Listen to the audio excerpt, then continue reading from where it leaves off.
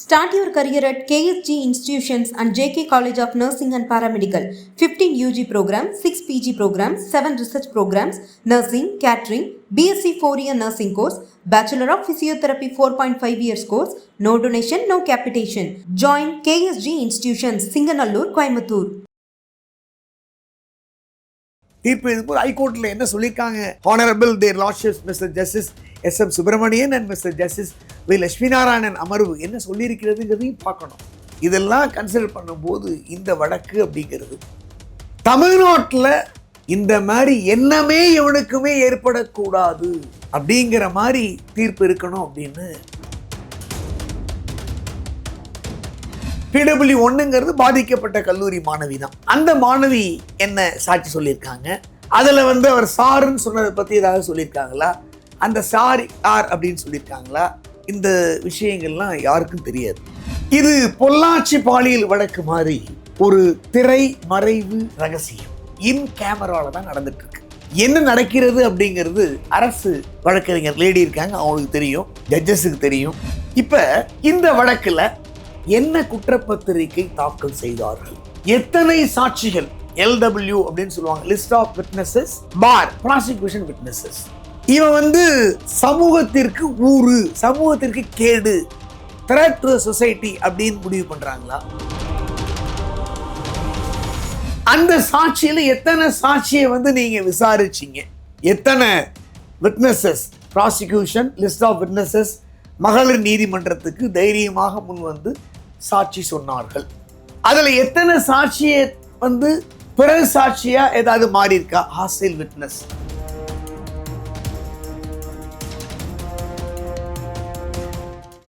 அண்ணா பல்கலைக்கழக மாணவி பாலியல் தாக்குதல் வழக்குல குற்றவாளி ஞானசேகரனுக்கு 30 ஆண்டுகளுக்கும் குறைப்பில்லாத ஆயுள் தண்டனை விதிச்சு மகளிர் நீதிமன்றம் தீர்ப்பு வழங்கியிருக்கு. சிறையில் ஞானசேகரனுக்கு எந்த சலுகைகளும் வழங்கக்கூடாது, 30 ஆண்டுகள் சிறை தண்டனையை குற்றவாளி ஏக காலத்தில் அனுபவிக்க வேணும் அப்படின்னும் தீர்ப்பு வழங்கியிருக்கு. கூடுதலாக 90,000 அபராதமும் விதிக்கப்பட்டிருக்கு. குறிப்பாக நன்னடத்தை காரணமாக விடுதலையெல்லாம் செய்யவே முடியாது, குறிப்பாக பரோலும் வழங்கக்கூடாது. இந்த வழக்கு ஆரம்பத்தில் வருது. கமிஷனர் அருண் ஒரு குற்றவாளி தான் அப்படின்றாரு. அதுக்கப்புறம் பல குழப்பங்கள்லாம் அதில் வருது, பல கேள்விகள் எழுப்பப்படுகிறது. உடனே பொதுநலனுக்கு விடுமுறை கால அமர்வில் தாக்கல் செய்யப்படுகிறது. அது honourable justice SM Subramanian, honourable justice is lordship V Lakshmi Narayanan their lordship முன்னாடி விசாரணைக்கு வருகிறது. அதில் பல அவர் ரிலீஃப் எல்லாம் கொடுக்குறாரு. என்ன பண்ணுறாருன்னா, அந்த பர்டிகுலர் ஆலிமன் போலீஸ் ஸ்டேஷன் அதுலேருந்து வழக்க மாற்றி ஒரு 3 பெண் IPS அதிகாரிகள் கையில் ஹேண்ட்ஓவர் பண்ணுறாரு. சிறப்பு புலனாய்வு குழு அமைக்கப்படுகிறது. அமைச்ச உடனே என்ன பண்ணுறாங்க அப்படின்னா, பத்திரிகைக்காரர்கள்ட்ட உள்ள மொபைல்லாம் எப்படி FIR கசிஞ்சது அப்படிங்கிற கேள்வி எழுகிறது. அந்த பொண்ணோட ஐடென்டிட்டி தெரிய வந்துடுது. அவரை ஜேர்னலிஸ்டோட மொபைல்லாம் சீஸ் பண்ணுறாங்க. அதெல்லாம் வழக்காக போகிறது. நாங்கள்லாம் அதுக்கு அப்பியர் ஆகிறோம். ஸோ உடனே அதில் ஒரு ரெமெடி வருது. தேர் ஆஃப்டர் வேர்ட்ஸ் இவங்க விசாரிக்கிறாங்க. இதில் என்ன பண்ணுறாங்கன்னா, இவன் ஆக்கிரமிப்பு பண்ணிட்ட அரசு இடத்த, அது தேவையில்லாது, அரசு இடத்தை ஆக்கிரமிப்பு பண்ணிச்சான்னு அது ஒரு கொஷின் போய் தாசில்தார் RDOலாம் போட்டு அளக்குறாங்க. இதெல்லாம் நடந்து போகுது. எந்த சார் மோர் அந்த பிரச்சனை இல்லை. இவர் நம்ம ADMKல யார் சார்னு அசம்பிளியில் இது பிளக்கார்ட்ஸ் கொண்டு போகிறாங்க. இல்லை அந்த வழக்கில் உள்ள அந்த சார்ன்றாங்க DMKல. இப்படிலாம் இது பல கோமாளித்தனங்கள். அதாவது இது பொள்ளாச்சி பாலியல் வழக்கு மாதிரி ஒரு திரை மறைவு ரகசியம் இன் கேமரால தான் நடந்துட்டு இருக்கு. என்ன நடக்கிறது அப்படிங்கிறது அரசு வழக்கறிஞர் லேடி இருக்காங்க, அவங்களுக்கு தெரியும், ஜட்ஜஸுக்கு தெரியும். அந்த ஸ்டேஷன்லேருந்து போகக்கூடிய ஹெட் கான்ஸ்டபிள் கோர்ட் ஏடும்பாங்க, அவருக்கு தெரியும். பாதிக்கப்பட்ட பெண் வழக்கறிஞரை வைத்தாரா இல்லையா அப்படிங்கிறது தெரியல, இருந்தால் அவருக்கு தெரியும். இவ்வளோதான் மேட்டர். ஸோ இதில் பாதிக்கப்பட்ட அந்த கேர்ள் ஒரு ப்ரைவேட் அட்வொகேட்டை அசிஸ்டிங் த ப்ராசிக்யூஷன் அப்படின்னு நியமித்தா தான் அவங்களுக்கு என்னன்னு நமக்கு தெரிய வரும். அது தெரியல. இல்லைன்னா அரசு மட்டும்தானே. இப்போ அக்யூஸ்டுக்கு யார் அட்வொகேட்? அந்த குற்றவாளி இருக்கார் பாருங்க, அவனுக்கு ஒரு அட்வொகேட் அக்யூஸ் சார்பா, அது 1 or 2 அட்வொகேட்ஸ் இருப்பாங்க. அப்புறம் அரசு தரப்பில் இவங்களுக்கு மட்டும்தான் இந்த ரகசியங்கள் பூரா தெரிய வரும். இப்போ இந்த வழக்கில் என்ன குற்றப்பத்திரிகை தாக்கல் செய்தார்கள், என்னென்ன, அதாவது எஃப்ஐஆரில் சில அஃபென்சஸை போடுறாங்க குற்றத்தை, குற்றப்பத்திரிகையில் என்னென்ன அஃபென்ஸ் எல்லாம் அவன் மேலே சார்ஜ் பண்ணாங்க, என்னென்ன சார்ஜஸ் எல்லாம் அவன் மேலே வந்து உறுதியாகிறது அவங்க எழுதுவாங்க. நாங்கள் இதை விசாரித்தோம், அதை விசாரித்தோம், இப்படி பார்த்தோம், அப்படி பார்த்தோம், இந்த சாட்சிகள் விசாரணையில் இவன் மேலே இந்த குற்றம் உறுதியாகிறது, கில்ட்டி ஆஃப் சோன்னு சொல்லி சார்ஜ் ஷீட் ஃபைல் பண்ணுவாங்க. ரேப் அப்படிங்கிறது ஒன்று இருக்குது. கடத்திட்டு போனானா இல்லை அங்கேருந்து அவன் பண்ணானா அது சம்மந்தப்பட்ட என்ன செக்ஷன் போட்டிருக்காங்க. அப்புறம் வந்து உங்களுக்கு விமன் ஹராஸ்மெண்ட் செக்ஷனில் இருக்கா, கொலை மிரட்டல் இருக்குதா, இதெல்லாம் பல விஷயங்கள் கேள்விக்குறியாக இருக்குது. ஸோ எனிஹவ் குற்றப்பத்திரிகை தாக்கல் பண்ணிட்டாங்க. எத்தனை சாட்சிகள், LW அப்படின்னு சொல்லுவாங்க, list of witnesses for prosecution witnesses, இதில் எத்தனை அரசு தரப்பு சாட்சிகள் இருக்காங்க அப்படிங்கிறது பொது உலகுக்கு தெரியாது. அந்த சாட்சியில் எத்தனை சாட்சியை வந்து நீங்கள் விசாரிச்சிங்க, எத்தனை witnesses, prosecution list of witnesses மகளிர் நீதிமன்றத்துக்கு தைரியமாக முன் வந்து சாட்சி சொன்னார்கள். அதில் எத்தனை சாட்சியை வந்து பிறகு சாட்சியாக ஏதாவது மாறி இருக்கா, ஹாஸ்டைல் விட்னஸ், பிறகு சாட்சி அப்படின்னா எனக்கு எதுவும் தெரியாது, போலீஸ் ஏதோ எழுதிட்டு போயிட்டாங்க, நான் கையெழுத்து மட்டும் போட்டேன் அப்படின்னு சொல்லக்கூடியது பிறகு சாட்சி, இல்லை கையெழுத்தோட என்னோடதில் போலீஸே ஜோடிச்சிட்டாங்க அப்படின்னு சொல்லக்கூடியது பிறகு சாட்சி. அது மாதிரி ஏதாவது இருக்கா அப்படிங்கிறது நமக்கு தெரியாது, யாருக்குமே தெரியாது, நான் சொன்ன அந்த 4-5 பேரை தவிர. சரி, சில விஷயங்களை சில சாட்சியை நாங்கள் விசாரிக்க முடியல அப்படின்னு சொல்லி அரசு தரப்பு டிஸ்பென்ஸ் வித்து பண்ணலாம். டிஸ்பென்ஸ் வித்துனா அது வேண்டாம், அந்த சாட்சி தேவையில்லைன்னு முடிவுக்கு வரலாம். அந்த மாதிரி ஏதாவது அரசு தரப்பில் வந்து முடிவுக்கு வந்தாங்களா அப்படிங்கிறதும் யோசிக்கப்பட வேண்டிய விஷயமா இருக்கு.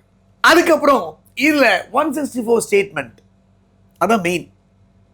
இந்த எஃப்ஐஆர் அப்புறம் இல்லை எஃப்ஐஆருக்கு அப்புறம் வந்து ஒரு மெட்ரோபாலிட்டன் மேஜிஸ்ட்ரேட் கோர்ட்டில் அந்த பாதிக்கப்பட்ட அண்ணா பல்கலைக்கழக மாணவியிட்ட வாக்குமூலம், பிரமாண வாக்குமூலம், நிரூபண வாக்குமூலம் வாங்கினார்களா, we don't know. அந்த வாக்குமூலத்தில் என்ன சொல்லியிருக்காங்க, அதுக்கப்புறம் கோர்ட்டில் அவங்க தான் வந்து ப்ராசிக்யூட்டர் எக்ஸ், PW1ங்கிறது பாதிக்கப்பட்ட கல்லூரி மாணவி தான். அந்த மாணவி என்ன சாட்சி சொல்லியிருக்காங்க, அதில் வந்து அவர் சாருன்னு சொன்னதை பற்றி ஏதாவது சொல்லியிருக்காங்களா, அந்த சார் யார் அப்படின்னு சொல்லியிருக்காங்களா, இந்த விஷயங்கள்லாம் யாருக்கும் தெரியாது. இப்படி இது இந்த வழக்கை பொறுத்த வரைக்கும் ஒரு இன் கேமரா ப்ரொசீடிங்ஸ், இதுக்கு பேர் வந்து என்ன சொல்லுவோம், இன் கேமரா ப்ரொசீடிங்ஸ் நடந்துட்டு இருக்கு. நாளைக்கு இந்த வழக்கோட தீர்ப்பு. ஸோ நார்மலாக வந்து உங்களுக்கு போக்சோ ஆக்ட் அப்படின்னு எடுத்தீங்கன்னா அந்த ஆக்டில் ஒரு கால நிர்ணயம் இருக்கிறது, இதுக்குள்ளே நீங்கள் குற்றப்பத்திரிகையை தாக்கல் பண்ணி விசாரணையை முடிக்கணும் அப்படின்னு. இந்த வழக்கு ஆனரபிள் மெட்ராஸ் ஹைகோர்ட் கண்காணிப்பில் இல்லைன்னா கூட அங்கே சென்று சிறப்பு புலனாய்வு குழு வந்து அமைக்கப்பட்டு விசாரித்து குற்றப்புலனாய்வு அறிக்கை செஞ்சதுனால இது போக்சோ கேஸ் கிடையாது. ஏன்னா அந்த கேர்ள் வந்து அடல்ட். நான் போக்சோ கேஸாக இருந்தால் கூட ஒரு குறிப்பிட்ட காலத்தில் இந்த வழக்கை நடத்தி முடிச்சிருக்காங்க. இந்த வழக்கில் என்ன தீர்ப்பு வரும் அப்படிங்கிறது தான் இன்றைக்கு எல்லாருடைய எதிர்பார்ப்பு. பாதிக்கப்பட்ட மாணவி பெற்றோரோ பாதிக்கப்பட்ட மாணவியோ எதிர்பார்க்கிறார்களோ இல்லையோ, தமிழ்நாட்டில் உள்ள அனைத்து கல்லூரிகள் படிக்கின்ற மாணவி எதிர்பார்க்கிறாங்க. இந்த மாதிரி குற்றங்கள் வருங்காலத்தில் நடைபெறக்கூடாது, குற்றங்கள் நடக்கக்கூடாது என்பதற்கு ஒரு பெரிய ஒரு அச்சாரமாக, பேஸாக இந்த தீர்ப்பு இருக்குமா அப்படின்னு எதிர்பார்க்கிறாங்க. ஃபர்ஸ்ட், இதில் மிட்டிகேட்டிங் சர்க்கம்ஸ்டன்சஸ் அப்படின்னு ஒன்று இருக்கு, அக்ரவேட்டிங் சர்க்கம்ஸ்டன்சஸ் அப்படின்னு இருக்கு.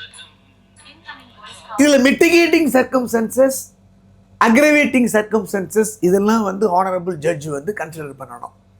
இவன் வந்து சமூகத்திற்கு ஊறு, சமூகத்திற்கு கேடு, த்ரெட் டு சொசைட்டி அப்படின்னு முடிவு பண்ணுறாங்களா, இல்லை ஆஸ் யூஷுவல் அண்ட் கேஷுவலாக முடிவு பண்ண போகிறாங்களா அப்படிங்கிறதும் ஒரு பெரிய எதிர்பார்ப்பு. இதில் சம்பந்தப்பட்ட மாணவிக்கு அந்த ரேப் சிண்ட்ரோம், ரேப் அதெல்லாம் வந்து மருத்துவ நிபுணர், கைனகாலஜிஸ்ட், எக்ஸ்பர்ட் ஒப்பீனியன், அவரும் ப்ராசிக்யூஷன் விட்னஸாக இருந்திருப்பாங்க. அவர்கள் என்ன சொன்னார்கள், அவர்கள் சாட்சியத்தில் டிப்போஸ் பண்ணாங்க, இதெல்லாம் பேஸ் பண்ணி தான் ஒரு ஜட்ஜ்மெண்ட்டை கொடுக்க முடியும். அதாவது குற்றத்தின் தீவிரம், எஃப்ஐஆர் முதல் தகவல் அறிக்கையில் சொல்லப்பட்ட விஷயங்கள், அதுக்கப்புறம் குற்றப்பத்திரிகை தாக்கல் செய்யும் போது நடத்திய விசாரணைகள், அதில் உள்ள சாட்சிகள், அந்த சாட்சியுடைய டிப்போசிஷன்ஸ், மெயின் அந்த எக்ஸ்பர்ட் ஒப்பீனியன் டிப்போசிஷன், பாதிக்கப்பட்ட மாணவியுடைய வாக்குமூலம், இதெல்லாம் உங்களுக்கு ஐஓ கடைசியில் இதெல்லாம் அந்த புலன் விசாரணை அதிகாரியோட வாக்குமூலத்தெல்லாம் கன்சிடர் பண்ணி தான் ஒரு ஜட்ஜ்மெண்ட் எழுத முடியும்.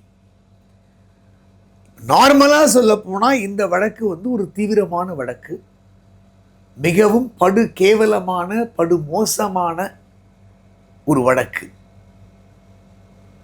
ஏன்னா what ever it may be, அந்த பெண்ணினுடைய எதிர்காலம், அதனால தான் மெட்ராஸ் ஹைகோர்ட்டில் ஒரு காம்பன்சேஷன் 25 lakhs கொடுங்க, அதுக்கப்புறம் இந்த வழக்கில் காம்பன்சேஷன் கேட்பதற்கு இந்த 25 lakhs ஒரு தடை இல்லை அப்படின்னும் ஹைகோர்ட் ஆர்டரில் இருக்குது. அதெல்லாம் ஹைகோர்ட் ஆர்டரை கன்சிடர் பண்ணணும். தீர்ப்பு எழுதும்போது ஹைகோர்ட்டில் என்ன சொல்லியிருக்காங்க, honourable their lordships mister justice SM Subramanian and mister justice V Lakshminarayanan அமர்வு என்ன சொல்லியிருக்கிறதுங்கிறதையும் பார்க்கணும். இதெல்லாம் கன்சிடர் பண்ணும்போது இந்த வழக்கு அப்படிங்கிறது தமிழ்நாட்டில் இந்த மாதிரி எண்ணமே எவனுக்குமே ஏற்படக்கூடாது அப்படிங்கிற மாதிரி தீர்ப்பு இருக்கணும் அப்படின்னு எதிர்பார்க்கிறாங்க. பட் தீர்ப்புங்கிறது நான் சொன்ன மாதிரி இதன் அடிப்படையில் தான் அமையும். அவன் என்ன சாட்சி சொல்லியிருக்கான், இந்த பாதிக்கப்பட்ட பொண்ணு என்ன சாட்சி சொல்லிடுச்சு, பாதிக்கப்பட்ட பொண்ணை அக்யூஸ் தரப்பில் அவன் தரப்பில் குறுக்கு விசாரணை பண்ணுவாங்கல்ல, அப்போ அந்த குறுக்கு விசாரணையில் என்ன சொல்லியிருக்காங்க, சாட்சிகளை அக்யூஸ் தரப்பில் அவன் தரப்பில் அந்த கேடுகட்ட காமுகன் இருக்கான் பாருங்க, அவன்லாம் சொசைட்டிக்கே ஒரு புல்லுருவி, மரண தண்டனையே கொடுக்கணும், பட் சட்டத்தில் இடம் இல்லை. ஏன்னா இங்கே மர்டர் நடந்தாலும் நீங்கள் மரண தண்டனை கொடுக்க முடியும்.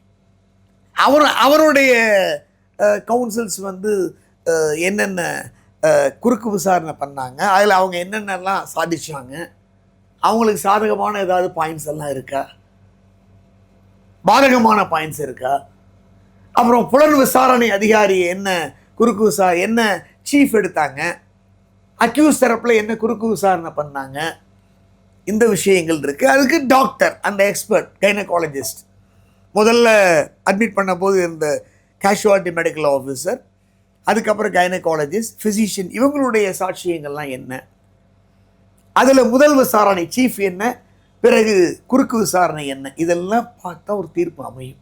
Start your career at KSG Institutions and JK College of Nursing and Paramedical. 15 UG programs, 6 PG programs, 7 research programs, nursing, catering, BSc 4-year nursing course, Bachelor of Physiotherapy 4.5 years course, no donation, no capitation. Join KSG Institutions, Singanallur, Coimbatore.